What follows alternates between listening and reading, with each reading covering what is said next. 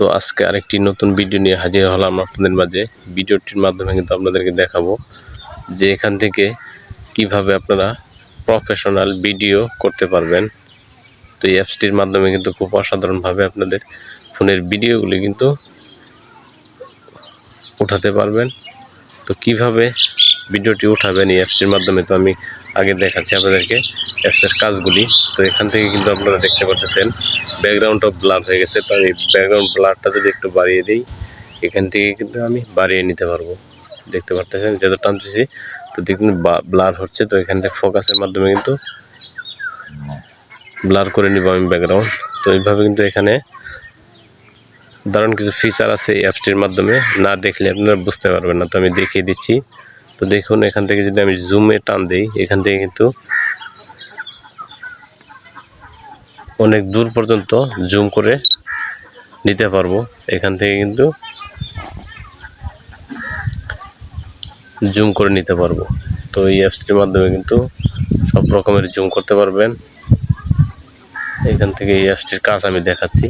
এখান থেকে আরও কিছু সেটিং আছে।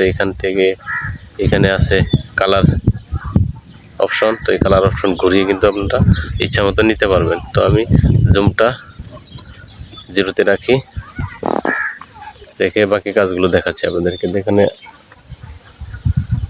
পপ আপও স্ক্রিন করতে পারবেন। এছাড়াও এখান থেকে একটু ব্রাইটনেসটাও একটু বৃদ্ধি করতে পারবেন। তো এইভাবে কিন্তু আপনারা সেটিংগুলো করে নিয়ে ভিডিও করতে পারবেন ফোন থেকে অসাধারণভাবে।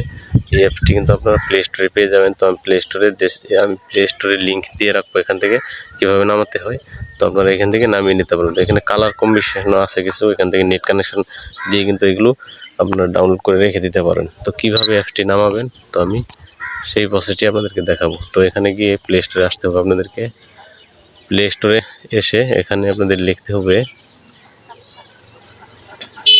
প্লে স্টোরে গিয়ে এখানে লিখে দেবো যে আমি ডাটাটা কানেক্ট করে দিই। করতে হবে রিল্যান্স